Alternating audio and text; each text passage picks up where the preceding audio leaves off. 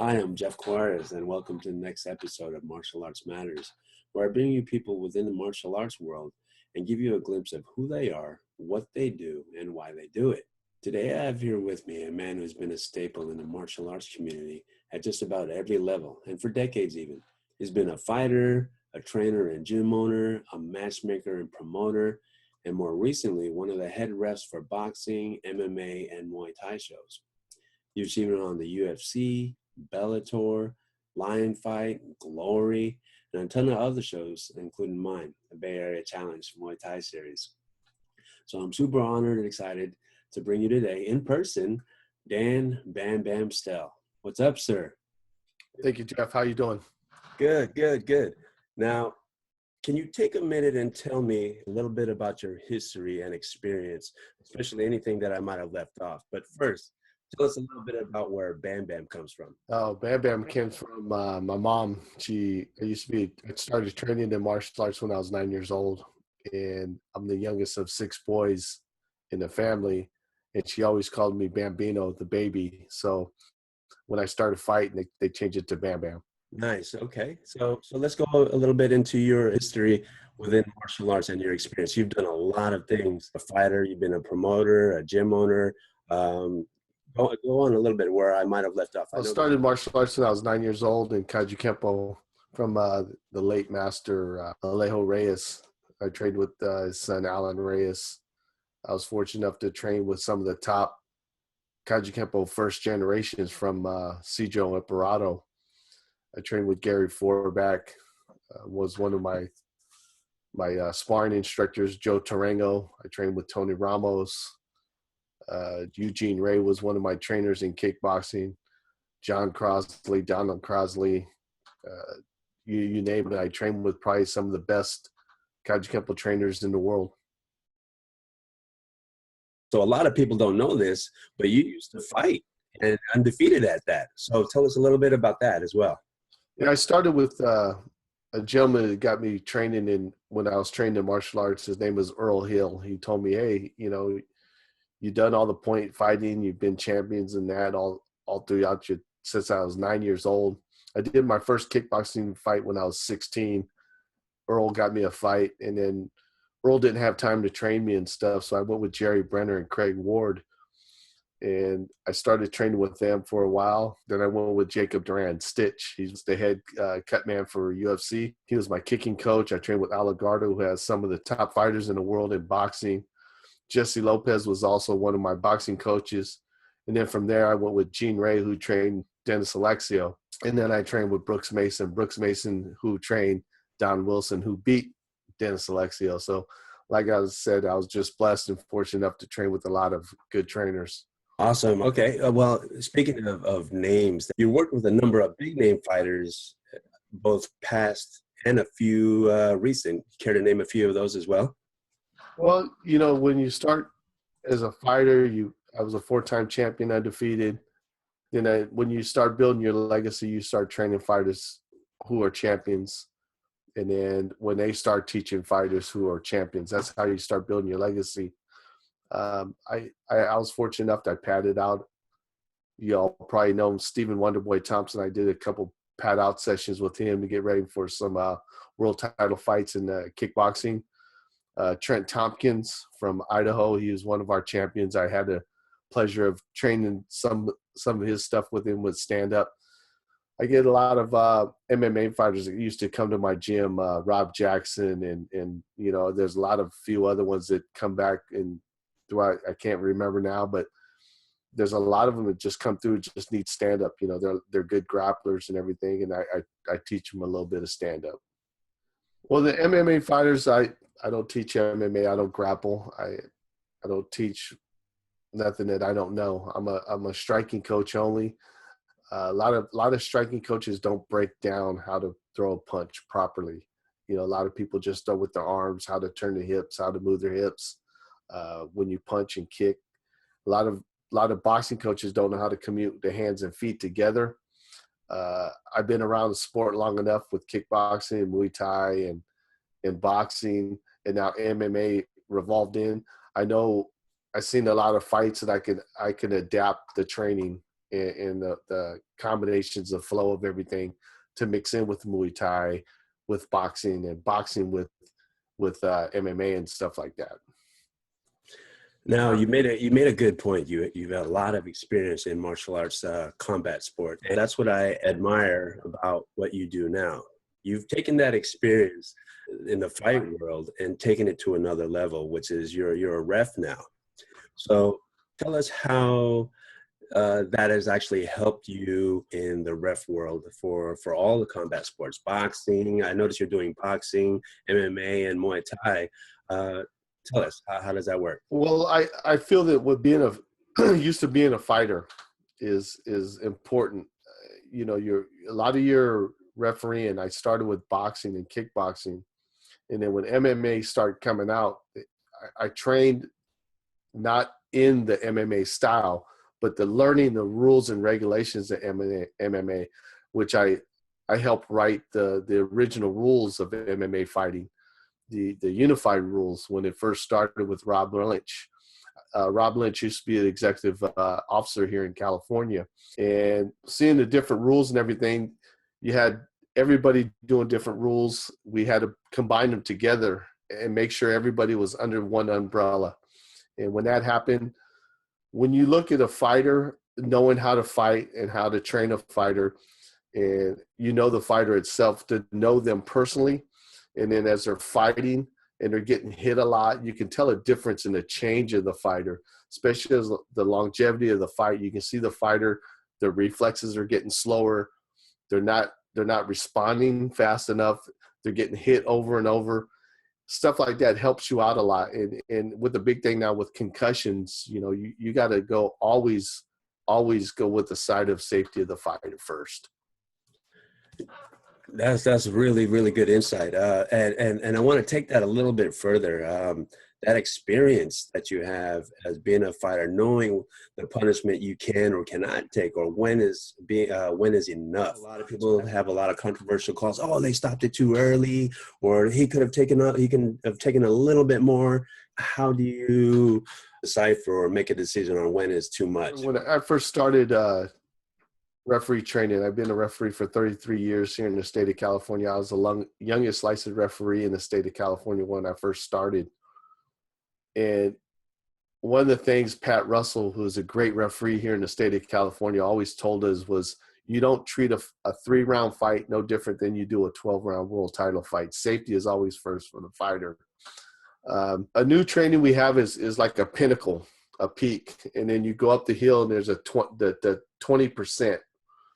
Going up the hill is a good fight. Then you got to the first 10% of the top of the hill. When you're going up, is the fighter's getting damaged. And then you're going down, he's taking a little bit too much damage. And then once you go past that, that's death. I mean, you got to look at the safety of the fighter. Stopping a fight too soon, yeah, you hear that a lot. But people say that there are people that's out there in the crowd that's never fought before in their life.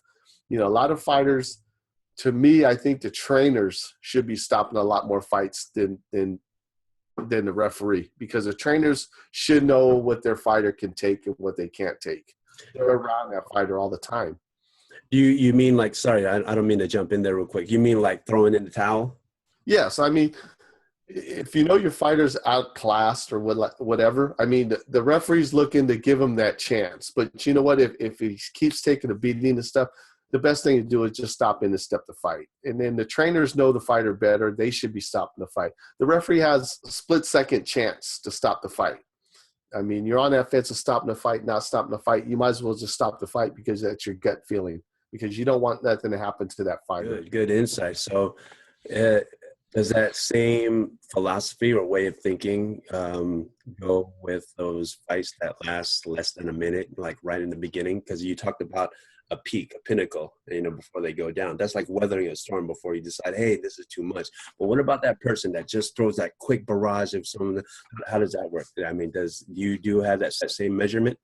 Well, when you give him when he goes down or you give him the standing eight, you look at it, observe the fighter. Being a fighter, you know the look of a fighter. I mean, when his eyes are glossed over and you see that the fighter is shaken up or whatever, and he weathers a storm and gets out of that round, I usually go to the corner and tell the fighter and the trainer, hey, if he teaches cake and punishment, I'm going to stop this fight. Then I go to the doctor at ringside and let the doctor know, hey, doc, he's all right. He looked dazed the last round, but he looks like he's might pull through. But if he still takes punishment, I'm going to stop this fight.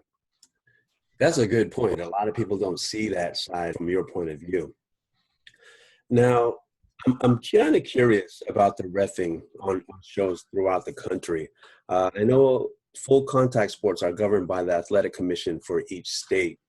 Does that mean you have to be licensed with each and every state, or does it go like once you're licensed with a particular promotion, does it go anywhere? You can go anywhere where they go, or how does that work? The most states I worked in California, they are in the United States. We have to get licensed with the following state. We don't have to go through the rules and regulations because we're already licensed in the state of California. They grandfathers in, and we already fill out the paperwork. We pay our dues. We get licensed. California was looked at as the best referees in the world. It now and before. I mean, we have some of the top referees in the state of California. So that's, everybody, all the states look at California to see what they're doing, what rules and regulations. Yes, I actually say the same thing too. I always say California or even the Bay Area, but California in general is basically like the mecca of homegrown fighters. Everyone seems to travel out once they've made it. You got a good handful of here that stay. Do you have a preference on what type of fight sport you like to ref? MMA, boxing, Muay Thai? I used to be a kickboxer, but I prefer boxing. Boxing is one of the hardest to referee out of all of them. To me, boxing is as they say, it's an art, and that's exactly what it is. I mean, boxing is, to me, is the prime time. But I see kickboxing, I see Muay Thai moving up, and I see with the state of California, I know MMA is dropping a little bit with the popularity, because you see the same people fighting over and over. MMA, to me, I feel that they need to do what boxing did, and they opened up to 13 to 15 weight divisions. Then you have more champions, more fights, more money fights, and that's what MMA needs to do to make I believe to make that sport grow a little bigger. Interesting. I'm going to put you on the spot real quick just because of that. What's been out there lately? Floyd Mayweather and Conor McGregor. Do you even think that's a fight that should even happen? I mean, I know McGregor has good stand-up. That's his go-to style when it comes to MMA. But come on, on a boxing level, do you think that there's any legitimacy on letting them two fight? Black eye to boxing. McGregor, how can you just come up? I know you're an MMA champion. You're a great fighter in that, but how can you come up and just be boxing? I mean, I think Mayweather would be the dumbest person in the world to take the fight, because what if he loses that fight? What if he gets knocked out? Then you're looking at, an MMA fighter came over and knocked you out. I feel it'd be a money-making fight, but it'd be Mayweather destroy him. Interesting. I like that reasoning there. So you've done everything from like a gym owner, a fight gym owner, promoter, matchmaker, and a ref. What's next for you, Bam? Are you going to stay with reffing for the rest of your martial arts career, or do you take it to another level? Where do you go? Well, right now I refereeing until I can keep refereeing, and then when I'm done with that, I can step out to the side and I can judge. I'm not a selfish person. A lot of my fighters, and a lot of people know that I trained a lot of fighters and officials here in the state of California. And as you know, and I know, there's a lot of people out there that get what they can from you and move on and step on you and move on, and they don't give you the respect, or they don't give you the acknowledgement that you gave them. I'm going to keep passing it on because I'm not a selfish person. I don't want to die with the knowledge I know. I was blessed to be trained by some of the best referees in the world here in California. MMA, you got Big John, you got Herb Dean. Boxing, I had Lou Moret, I had Marty Dakin, Marty Salmon, Pat Russell, Jack Reese. You know, you got plenty of boxing referees out there. They're handing knowledge down to me with all the training I had in California. But in Muay Thai and kickboxing, there's not that many referees to learn from. And when Draka came out, I would say I'm probably the most experienced referee in the state of California with every rule style of fighting. You got boxing, you got MMA, you got Muay Thai, you got full Muay Thai, international rules, Oriental rules. You got Draka, you got Sancho. I took the time to learn all those rules and regulations, and that's what traveled me around the world to do these fights and world title fights around the world. Wow. Yeah, that's a lot of experience you have there. And before we go on to a little speed round of general questions, I want to make sure that I give you your just dues. You know, is there any people out there that you want to thank or acknowledge? Any shouts out? Well, you know, right now the IKF, the International Kickboxing Federation that I co-founded with Steve Fossum, we took over the state of California for amateur kickboxing. We got the delegation of that with kickboxing, Muay Thai in California. Being that, I mean, we got plenty of work out there, but, you know, once again, the state of California, you got Andy Foster is our executive officer. I'd like to reach out to him and say, hey, love to do more boxing shows, MMA shows. There's Brooks Mason, who, you know, brought out a lot in me and taught me a lot of stuff. I admire the guy. I mean, there's a lot of people out there that helped me go through what I need to do and my training and stuff. I mean, if I left you out, I'm sorry, but I have plenty to give to people if they're willing to learn it. Great. Yes. I mean, there's a lot of people, and I think you're in the position of getting like an Oscar or a Grammy or something like that, to where if you left anybody out, yeah, you feel you left anybody out, get all pissed off or what. What I want to do here is give you a set of speed round questions that shows everybody that you're like everybody else. They want to know the personal stuff about BAM. So if you're ready for it, let me know, and we'll get right to it. Let's go. All right. First question. Same stuff that I basically asked John Wayne Parr. What is your favorite snack or meal? Seafood. Yes. Any particular one? I love crab, lobster, oysters, mussels, any seafood I love. I like seafood. Great. That's just in time for our little plug, our Martial Arts Matters Crab Feed fundraiser next month, February 12th at the Clock Tower in Benicia. Go do it. All right. Okay. Next one. Your favorite saying or quote? Ooh, that's tough. I always say this in the gym. The only way I lose is if I make a mistake. But I train too hard to make a mistake, so I never lose. Yes, I like it. I like it a lot. Okay, next. Past and present martial arts icon and why? Well, when I first started, I guess Bruce Lee was the man. I started training, you know, you see those movies and stuff, but unfortunately he died at an early age, and I really couldn't meet him. You know, most martial artists in the movies and stuff I met.